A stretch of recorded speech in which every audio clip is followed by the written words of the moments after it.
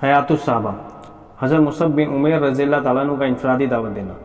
हज़रत अब्दुल्ला बिन अबू बकर बिन मोहम्मद बिन अमर बिन हम्ज़ और दीगर हजरात कहते हैं कि हज़रत असद बिन ज़ुरारा रज़ी अल्लाह तआला अन्हु हज़रत मुसअब बिन उमैर रज़ी अल्लाह तआला अन्हु को बनु अब्दुल अशहल और बनु ज़फ़र के मोहल्ले में ले गए।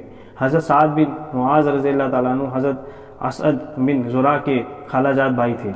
हज़रत असद हज़रत मुसअब को बनु ज़फ़र के एक बाग में मर्ख नामी कुएं के पास ले गए। ये दोनों हज़रत बाग में जाकर बैठ गए। सारे मुसलमान मर्द उनके पास जमा हो गए। हज़रत साद बिन मुआज़ और हज़रत उसैद बिन हुज़ैर दोनों उस वक्त अपनी कौम बनु अब्दुल अशहल के सरदार थे। दोनों मुशरिक थे, अपनी कौम के मज़हब पर कायम थे। उन दोनों ने जब हज़रत मुसअब और हज़रत असद के बाग में मजलिस लगाने की खबर सुनी, हज़रत साद ने हज़रत उसैद से कहा, तेरा बाप ना रहे, तुम उन दोनों आदमियों के पास जाओ जिन्होंने हमारे मोहल्ले में आकर हमारे कमज़ोरों को बेवकूफ़ बनाना शुरू कर दिया है। उन्हें डांटो, उन्हें हमारे मोहल्ले में आने से रोक दो। अगर असद बिन ज़ुरारा का मुझसे करीबी रिश्ता ना होता, जैसे कि तुम्हें मालूम है, तो ये काम मैं खुद ही कर लेता, तुम्हें ना भेजता। वे मेरा खालाजाद भाई है, उनके पास जाने की मुझ में हिम्मत नहीं। हज़रत उसैद बिन हुज़ैर अपना नेज़ा लेकर उन दोनों के पास गए। जब हज़रत असद बिन ज़ुरारा ने हज़रत उसैद को देखा तो उन्होंने हज़रत मुसअब से कहा, ये अपनी कौम का सरदार है और तुम्हारे पास आ रहा है, तुम उनके साथ इखलास से बात करो और जितना ज़ोर लगा सकते हो लगा दो। हज़रत मुसअब ने कहा, अगर ये बैठ गए तो मैं उनसे बात करूँगा। हज़रत उसैद बिन हुज़ैर खड़े होकर उन दोनों को गालियाँ देने लगे। यूँ कहा, तुम हमारे पास से किस लिए आए हो? हमारे कमज़ोरों को बेवकूफ़ बनाना चाहते हो? अगर तुम्हें अपनी जान प्यारी है तो तुम दोनों हमारे यहाँ से चले जाओ। उनसे हज़रत मुसअब ने कहा, ज़रा बैठ जाओ तो कुछ हमारी भी सुन लो। अगर हमारी बात तुम्हें पसंद आ जाए तो तुम मान लेना, अगर पसंद ना आए तो हम आपकी नापसंदीदा बात से रुक जाएंगे। हज़रत हुसैन ने कहा, तुमने इंसाफ की बात कही है। अपना नेज़ा ज़मीन में गाड़कर उन दोनों के पास बैठ गए। हज़रत मुसअब ने उनसे इस्लाम के बारे में गुफ्तगू की, उन्हें कुरान पढ़कर सुनाया। ये दोनों हज़रात फरमाते हैं कि उनके बोलने से पहले ही कुरान सुनते ही उनके चेहरे की चमक नरमी से हमें यह महसूस हो गया, ये इस्लाम कबूल कर लेंगे। उन्होंने कहा कि ये दीन इस्लाम कितना अच्छा है, कितना खूबसूरत है। जब तुम इस दीन में दाखिल होना चाहते हो तो क्या करते हो? इन दोनों ने उनसे कहा, गुस्ल करके पाक हो जाओ, अपने दोनों कपड़ों को पाक करो और फिर कलिमा शहादत पढ़ो, फिर नमाज पढ़ो। उन्होंने खड़े होकर गुस्ल किया, अपने दोनों कपड़े पाक किए, कलिमा शहादत पढ़ा, फिर खड़े होकर 2 रकात नमाज पढ़ी। फिर उन दोनों से कहा, मेरे पीछे एक आदमी है, अगर उसने तुम दोनों का कहा मान लिया तो उनकी कौम का कोई आदमी भी उनसे पीछे ना रहेगा। मैं उसे भी तुम्हारे पास भेजता हूँ। वह साद बिन मुआज़ है। फिर वे अपना नेज़ा लेकर हज़रत साद और उनकी कौम के पास वापस गए। वे लोग अपनी मजलिस में बैठे हुए थे। हज़रत साद बिन मुआज़ ने उनको आते देखा तो उन्होंने कहा, मैं अल्लाह की कसम खाकर कहता हूँ, मैं हज़रत उसैद के चेहरे को पहले की बनिस्बत बदला हुआ पाता हूँ, क्योंकि अब उस पर इस्लाम का नूर चमक रहा है। हज़रत उसैद मजलिस में जाकर खड़े हुए तो उनसे हज़रत साद ने पूछा, क्या करके आए हो? उन्होंने कहा, मैंने उन दोनों से बात की, अल्लाह की कसम मुझे उन दोनों की बातों में कोई खतरा नज़र नहीं आया। मैंने उन दोनों को रोक दिया। उन्होंने कहा, तुम जैसे कहोगे वैसे हम करेंगे। मुझे पता चला है कि बनु हारिसा हज़रत असद बिन ज़ुरारा को कत्ल करने गए हैं, क्योंकि उन्हें पता है कि वे तुम्हारे खालाजाद भाई हैं। इस तरह वे तुम्हारी तौहीन करना चाहते हैं। ये सुनकर साद बिन मुआज़ आग बबूला हो गए। वे बड़ी तेज़ी से चले। इन्हें डर था कि बनु हारिस कहीं कुछ ना कर गुजरे। नेज़ा हाथ में लेकर चल पड़े। यूँ कहा, तुमने तो कुछ भी ना किया। हज़रत साद ने वहाँ जाकर जब देखा तो वे दोनों हज़रत इत्मीनान से बैठे हुए थे, तो समझ गए कि हज़रत उसैद ने ये बात इसलिए कही थी ताकि मैं उन दोनों की बातें सुन लूँ। उन्होंने भी खड़े होकर उन दोनों को गालियाँ देनी शुरू कर दी। फिर हज़रत असद बिन ज़ुरारा को अल्लाह ताला की कसम है अबू उमामा, अगर मेरे और तुम्हारे बीच रिश्तेदारी ना होती तो तुम इस तरह करने की सोच भी ना सकते।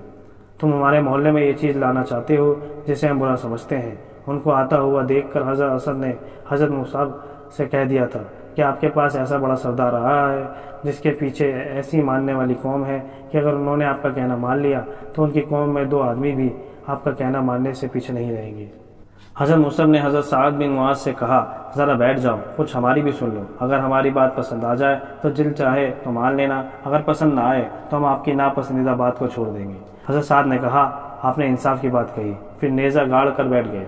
हज़रत मुसअब ने उन पर इस्लाम को पेश किया, उन्हें कुरान पढ़कर सुनाया। मूसा बिन उक़बा का बयान है कि उन्होंने सूरह ज़ुख़रूफ़ की शुरुआत की आयतें सुनाई। یہ دونوں حضرت بیان فرماتے ہیں کہ ان کے بولنے سے پہلے ہی قرآن سنتے ہی ان کے چہرے کی چمک اور نرمی سے ہمیں یہ محسوس ہو گیا تھا کہ یہ اسلام قبول کر لیں گے۔ انہوں نے ان دونوں حضرات سے پوچھا کہ جب تم مسلمان ہو کر اس دین میں داخل ہوا کرتے ہو تو تم کیا کیا کرتے ہو؟ انہوں نے کہا، غسل کر کے پاک ہو جاؤ، اپنے دونوں کپڑوں کو پاک کر لو، پھر کلمہ شہادت پڑھو، پھر 2 رکعت نماز پڑھو۔ اس لیے انہوں نے کھڑے ہو کر غسل کیا، اپنے دونوں کپڑوں کو پاک کیا، کلمہ شہادت پڑھا، پھر 2 رکعت نماز پڑھی، پھر اپنا نیزہ لے کر اپنی قوم کی مجلس کی طرف واپس گئے۔ ان کے ساتھ حضرت اسید بن حضیر بھی تھے۔ جب ان کو ان کی قوم نے آتے دیکھا تو انہوں نے کہا، ہم اللہ کی قسم کھا کر کہتے ہیں کہ واپسی میں حضرت سعد کا چہرہ بدلا ہوا ہے، اب اس پر اسلام کا نور چمک رہا ہے۔ انہوں نے اپنی قوم کے پاس کھڑے ہو کر کہا، اے بنو عبد الاشل، تم مجھے اپنے میں کیسا سمجھتے ہو؟ انہوں نے کہا، آپ ہمارے سردار ہیں، ہم میں سب سے اچھی رائے والے، ہم میں سب سے عمدہ طبیعت کے مالک ہیں۔ انہوں نے کہا، تمہارے مردوں اور عورتوں سے بات کرنا مجھ پر حرام ہے جب تک تم لوگ اللہ اور اللہ کے رسول پر ایمان نہ لے آؤ۔ راوی کہتے ہیں کہ شام تک بنو عبد الاشل کے تمام مرد عورتیں مسلمان ہو چکے تھے۔ حضرت سعد اور حضرت مصعب دونوں حضرت اسعد بن زرارہ کے گھر گئے، ان کے یہاں ٹھہر کر دونوں اسلام کی دعوت دیتے رہے، یہاں تک کہ انصار کے ہر محلے میں کچھ نہ کچھ مرد عورتیں ضرور مسلمان ہو گئی، لیکن بنو امیہ بن زید، ختمہ، وائل اور واقف کے محلے میں کوئی مسلمان نہ ہوا۔ یہ اوس قبیلے کے مختلف خاندان ہیں۔ طبرانی نے اور دلائل النبوت میں ابو نعیم نے حضرت عروہ کی ایک لمبی روایت ذکر کی ہے، جس میں یہ مضمون بھی ہے کہ حضور صلی اللہ علیہ وسلم نے انصار کے سامنے اسلام کی دعوت پیش کی اور وہ ایمان لائے، جیسے کہ امر انصار کے باب میں شروع میں آ گیا ہے۔ پھر انصار کا اپنی قوم کو چھپ کر دعوت دینا، انصار کا حضور صلی اللہ علیہ وسلم سے ایسے آدمی کے بھیجنے کا مطالبہ کرنا جو لوگوں کو دعوت دے، یہ سب اس روایت میں مذکور ہے۔ حضور صلی اللہ علیہ وسلم نے انصار کے پاس حضرت مصعب کو بھیجا، جس کا تذکرہ حضور صلی اللہ علیہ وسلم کے افراد کو اللہ و رسول کی دعوت دینے کے لیے بھیجنے کے باب میں آ چکا ہے۔ پھر حضرت عروہ نے کہا کہ اسد بن زرارہ اور حضرت مصعب بن عمیر دونوں بیر مرگ کنویں کا نام یا ان کے قریب کے علاقے میں آئے، وہاں آ کر بیٹھ گئے۔ اس زمین والوں کو پیغام بھیج کر بلوایا، وہ چھپ کر ان کے پاس آئے۔ حضرت مصعب بن عمیر ان لوگوں سے بات کرتے رہے، قرآن پڑھ کر سناتے رہے۔ ادھر حضرت سعد بن معاذ کو اس کی خبر لگی، وہ اپنے ہتھیار باندھ کر نیزہ لے کر ان کے پاس آئے اور کھڑے ہو کر کہنے لگے، تم ہمارے یہاں اس اکیلے آدمی کو کیوں لائے ہو جو کہ تنہا اور دھتکارا ہوا اور پردیسی ہے؟ وہ غلط بیانی سے ہمارے کمزوروں کو بہکاتا ہے، انہیں اپنی دعوت دیتا ہے۔ تم دونوں آج کے بعد پڑوس میں بھی کہیں نظر نہ آنا۔ یہ سن کر وہ حضرات واپس چلے گئے۔ پھر دوبارہ یہ لوگ بیر مرگ کنویں کا نام کا یہ اس کے پاس آ کر بیٹھ گئے۔ حضرت سعد بن معاذ کو ان کی دوبارہ خبر ملی تو انہوں نے آ کر ان دونوں کو پہلے سے کم سخت لہجے میں دھمکایا۔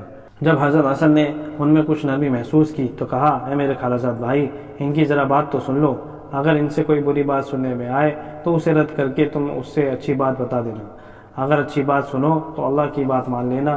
حضرت سعد نے کہا، یہ کیا کہتے ہیں؟ حضرت مصعب بن عمیر نے یہ آیت پڑھ کر سنائی۔